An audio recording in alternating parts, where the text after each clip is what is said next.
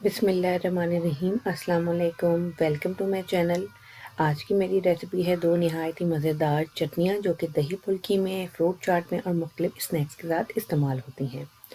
इमली और खजूर की मीठी चटनी। उसके लिए हमें चाहिए इमली का पल्प। इमली को मैंने गर्म पानी में भिगो के फिर पीस लिया है।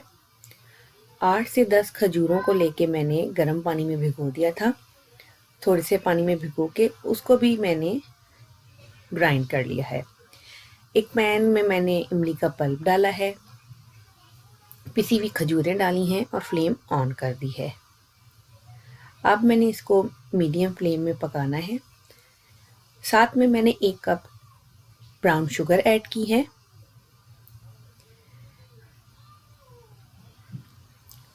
ब्राउन शुगर ऐड करने के बाद अब मैं इसमें 1 चमचा भुना हुआ और पिसा हुआ ज़ीरा डालूंगी, 1 टीस्पून काला नमक, half teaspoon white salt,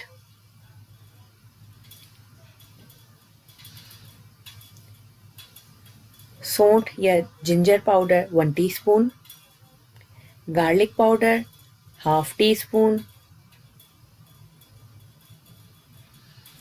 Kashmiri red chilli powder 1 teaspoon डालूंगी और paprika powder half teaspoon डालूंगी।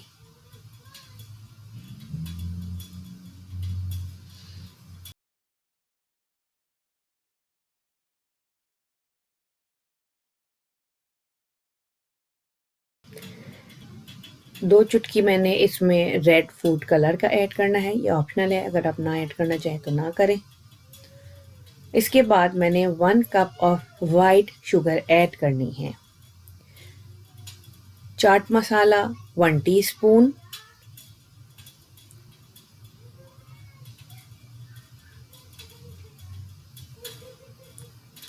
One cup of sugar. अब मैं इसमें 2 कप पानी डाल के मैंने इसको मीडियम फ्लेम पर पकाना है, यहाँ तक कि चीनी घुल जाए और चटनी पकते पकते गाढ़ी होने लगे। इस दौरान आपने इसको मुस्तकिल चमचा चलाते रहना है।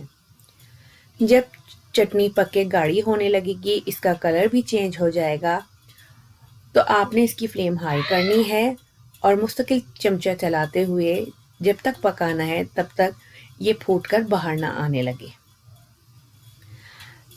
जब चटनी फूटकर बाहर आने लगेगी, इसका मतलब है चटनी तैयार है। आप फ्लेम ऑफ कर दें और इसको ठंडा कर लें। ठंडा करने के बाद किसी भी जार में आप इसको सेव करके रेफ्रिजरेट करके इस्तेमाल कर सकते हैं।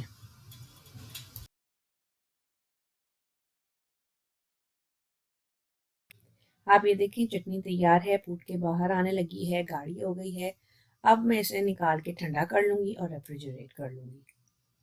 अब बारी आती है हमारी दूसरी चटनी की, जो कि है एप्रिकॉट या सूखी खुबानी की चटनी, जो कि बहुत ही आसान है। 2 कप पानी में मैंने 2 से 3 कप पानी लिया है, उसमें 1 कप मैंने सूखी खुबानी डाली है। अब मैंने इसको बॉयल करना है। जब ये बॉयल होने लगेगा तो हाई फ्लेम पे ही मैंने 3 से 4 मिनट इसको बॉयल करना है। 3 से 4 मिनट के बाद 1 कप मैंने इसमें शुगर डालनी है, इसको चलाना है और 2 से 3 मिनट के लिए मजीद बॉयल करना है। उसके बाद मैंने फ्लेम ऑफ कर देनी है और इसको ठंडा होने देना है। जब ये ठंडी हो जाएगी, इसको मैंने ग्राइंडर में बारीक पीस के इसका पेस्ट बना लेना है।